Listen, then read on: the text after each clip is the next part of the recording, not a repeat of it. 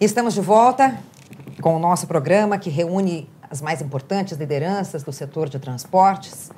E gostaria agora, Sr. Oswaldo, de ter a sua visão sobre o gargalo logístico que nós vivemos de uma forma bastante radical agora, e o país inteiro assistiu a isso. E o que nos pareceu foi que realmente havia um problema de congestionamento de caminhões e que a gente sabe que a coisa é um pouco mais complexa do que isso. Como é que é na sua visão? Na realidade, a minha visão, você falou em agora, né? Acho que é um assunto que eu estou em transporte não faz tanto tempo, estou há 22 anos por aí, e desde que eu estou em transporte eu ouço falar do problema de infraestrutura que o Brasil tem, né? Eu tenho até um dado interessante, todo mundo sabe, mas a gente às vezes não comenta, né? O Brasil tem 200 mil quilômetros de rodovia, isso é menos que o Japão, né? Então, imaginar um país como o nosso com 200 mil quilômetros de rodovia, isso é absurdo. A relação de extensão territorial para rodovias acho que é a 90ª alguma coisa no mundo. Então, acho que a China deve construir um Brasil a cada 4, 5 anos. De base rodoviária, ela constrói 20 mil, 10 anos. Ela constrói 20 mil quilômetros por ano de rodovia. Então, já começa que não é a fila que está lá na ponta, né? Já começa que tirar o grão, por exemplo, do interior do Mato Grosso, que não deveria estar indo para Santos, deveria estar, com certeza, indo para um porto ali no próprio Mato Grosso, que tem várias oportunidades ali na BR-163, e até hoje essa é a promessa, uma das mais antigas também de asfaltamento, parece que sai o ano que vem alguma coisa, né, para Itaituba. Então a gente olha o sistema todo, não é o Porto de Santos, não é o Porto de Paranaguá, o sistema todo de transporte, ele é deficitário. Ele carece de rodovia, ele carece de condições, não é só a rodovia, os motoristas, a frota velha, né? Não sei a idade média da frota, mas deve estar em torno de 16 anos por aí, né? 17? 17. Já foi, não muito recente, era 12, 13 anos, então ela está envelhecendo, está piorando. As rodovias não estão sendo mais pavimentadas, também o crescimento é muito pequeno. Fala-se em conservação, acho que 75% da malha é ruim ou péssima. Né? Então, falar de infraestrutura hoje, e depois o porto, né? Não é só a fila no porto. O porto também a gente sabe que ele não opera nos melhores taxas de produtividade, né? Nem de custo. Ele é demorado, ele é moroso, ele é caro. Né? Então, e são poucos portos, são distantes. Então, a minha visão ela é, infelizmente, um pouco pessimista, porque a gente olha no passado...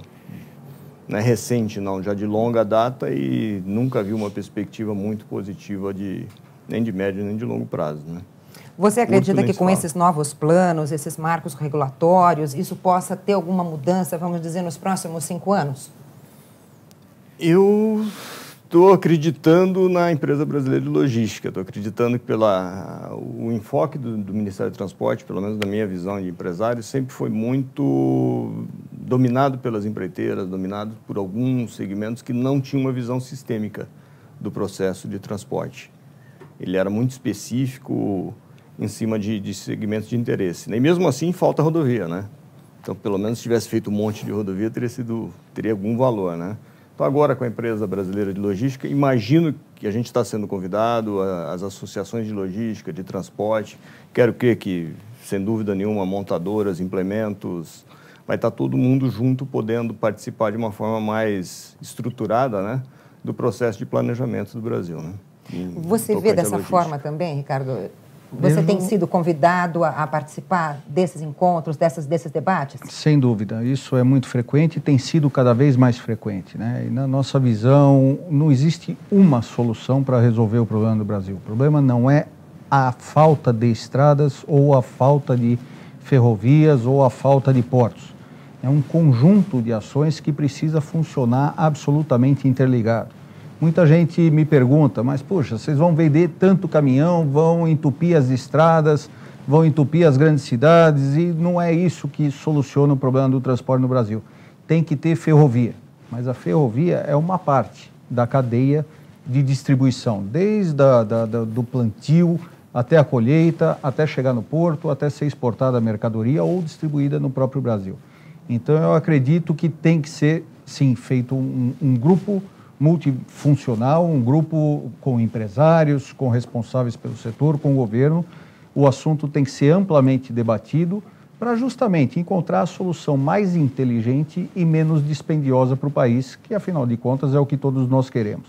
O caminhão tem a sua participação fundamental numa parte do processo ou em algumas partes do processo, mas sem dúvida nenhuma precisa ser feita a modernização, por exemplo, dos portos, que é um assunto que está bastante recente, bastante em pauta, e eu acredito que agora, até com a repercussão que está dando essa questão das filas no Porto de Santos, eu acredito que vai haver um impulso adicional para que se modernize. Talvez ainda não da forma que todos nós gostaríamos ou que o Brasil precisaria, mas de uma forma melhor do que vem sendo feito nos últimos anos, que é uma quase estagnação dos investimentos nesses modais. Então, acredito sim que está na hora de sentar, discutir e de começar a fazer a coisa andar. O Brasil não vai ultrapassar os países desenvolvidos nos próximos 10 anos, mas também não pode ficar onde está hoje. Então, tem sim que ser feito o investimento e nós acreditamos nisso, que com o investimento em infraestrutura, a economia se movimenta, a economia se movimentando passa a consumir mais produtos, consumindo mais produtos, nós vendemos mais caminhão, as transportadoras transportam mais produtos, o assalariado passa a ganhar mais dinheiro e a economia começa a florescer. É essa questão da infraestrutura. Tendo um investimento inteligente e integrado com as mais diversas atividades, isso gera riqueza para o país e faz com que o país se desenvolva cada vez mais. Uhum. Para o seu setor também, não é, Alcides? Com certeza. Eu creio que, como disse, o Oswaldo já falou que a gente tem 20 anos que a empresa de transporte armazena carga. Né? O caminhão virou uma armazenagem de carga em filas imensas e lentas, semanas à beira de portos, não é uma novidade. Eu acho que a novidade é a repercussão, né? Que hoje o clamor é muito maior, muito mais profissional, muito mais fundamentado, as classes estão mais coesas, clamando pelas mesmas coisas. Então, eu creio que a força, né, essa união que está acontecendo, que está mostrando, né, está jogando luz no problema, que ele é muito antigo. Você falar de fronteira, falar de Paranaguá, falar de Santos... É que desta vez o país realmente se comoveu com a situação. Né? E nós temos uma situação também que é essa anomalia, né, que é a parte tributária, e os portos ficam brigando por negócios, né, à custa de reduções de impostos, oferecendo vantagens que serão... que não serão perenes, né, mas que atrapalham toda a lógica, né, o equilíbrio do sistema. A gente está vendo aí uma briga imensa agora para se universalizar o ICMS, né, que é o maior problema que a gente tem é o ICMS. Né? A gente perde negócio para imposto, né, para eficiência. Né? Então, é uma condição muito absurda para a indústria. A indústria ela demanda tempo, ela demanda planejamento. E amanhã vem um Estado e zero ICMS para a operação interna, acabou com o que você estava pensando em fazer. Então, acho que esses marcos regulatórios que a gente está agora brigando juntos por eles é que eu vejo que é o grande diferencial, porque a fila, há 20 anos, né, a fila está lá em Paranaguá, não é hoje. Né, as carretas estão lá cheias de grãos, 3 semanas para embarcar no navio.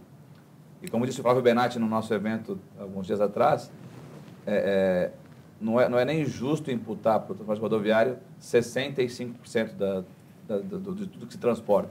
Não é justo. Então, não vai haver evasão nem nada. Tem que haver equilíbrio mesmo do ferroviário participando, sim. O caminhão sempre vai ser necessário, porque o trem não chega até a porta de ninguém. Mas hoje ele responde por uma fatia que sempre o coloca numa condição de muita instabilidade, ele é muito vulnerável, tem que funcionar sempre. Né? Então, acho que essas premissas que a gente está vendo agora, vendo todas as associações, a Anfávia, todo mundo, né, se unindo e falando alto e grosso sobre esses problemas, é que eu vejo que só joga mais luz e só faz com que a gente consiga ter força para reivindicar. A indústria tem passado também por grandes transformações, né? Nós tivemos toda a readaptação de motores, e não foi nada fácil essa remodelação toda que a indústria passou. Tem mais alguma novidade vinda por aí, Ricardo? Em termos de tecnologia aplicada ao produto caminhão, hoje, pela primeira vez, nós estamos no mesmo nível de emissões, por exemplo, do continente europeu, pela primeira vez na história. No ano seguinte, a Europa passa a migrar para a tecnologia Euro 6, mas o ganho em tecnologia ou emissão de poluentes é muito baixo em comparação ao Euro 5, que acabou de entrar em vigência no país. Eu acho que os produtos estão adequados, estão plenamente de acordo com a legislação, obviamente, mas a grande oportunidade que existe para todo o setor é a eliminação, entre aspas, dos veículos antigos. Nós temos os produtos de última geração sendo vendidos hoje, mas comparativamente à frota circulante do país, esses produtos são pouco representativos ainda e que não geram um grande ganho ambiental, justamente por serem um pequeno número em comparação a toda a frota. E o que falta? Financiamento? Eu acredito que um bom e estruturado plano de renovação de frota no país é o que falta para a gente empurrar de vez esse sistema para renovar a frota, diminuir a idade média, que foi mencionada aqui. Hoje está em torno de 17 anos a idade média de um caminhão, quer dizer, média 17 anos. Quer dizer, tem caminhão de 30, 40 anos ainda rodando nas estradas e nas cidades brasileiras. Então, a ideia desse plano de renovação de frota é justamente ir tirando gradativamente esses caminhões mais antigos do processo, fazendo com que a idade da frota comece a ser reduzida. 2 pontos básicos para isso funcionar. E por que não funcionou até hoje? Porque, na minha visão, esses 2 pontos ainda não foram devidamente equacionados. O primeiro é o acesso ao crédito por esse proprietário do caminhão mais antigo. Normalmente, esse proprietário tem dificuldade de comprovação de renda, tem dificuldade de aprovação de crédito para a compra de um caminhão 0 quilômetro. Esse é um ponto. E o outro ponto é o que fazer com o caminhão antigo. Não adianta esse proprietário do caminhão antigo vender para um terceiro, porque esse caminhão vai continuar circulando e não vai trazer nenhum benefício para o ambiente. Então, esse caminhão antigo precisa ser criado um programa de scrap, como existe em vários países da Europa. No México, por exemplo, também existe. O governo do Rio de Janeiro lançou um programa agora, que está numa fase ainda de adaptação e arrancada, que prevê o scrap do veículo antigo. Eu acredito que esse programa vai ter um sucesso muito grande e eu não tenho dúvida nenhuma que o governo federal vai pegar esse plano e, de alguma forma, aprimorar para aplicar no país inteiro. Acredito que, com essa movimentação, o mercado de caminhões terá um crescimento bastante significativo nos próximos anos e, na minha opinião também, eu acho que este programa sendo viabilizado, ele vai resolver grande parte dos problemas hoje que estão sendo comentados aqui. Muito obrigada, Ricardo. Bom, a próxima pergunta que eu quero fazer para o Alcides. O ano que vem nós temos uma exigência que é sobre os freios ABS. E nós voltamos já com o Alcides falando sobre isso. Vamos para o intervalo.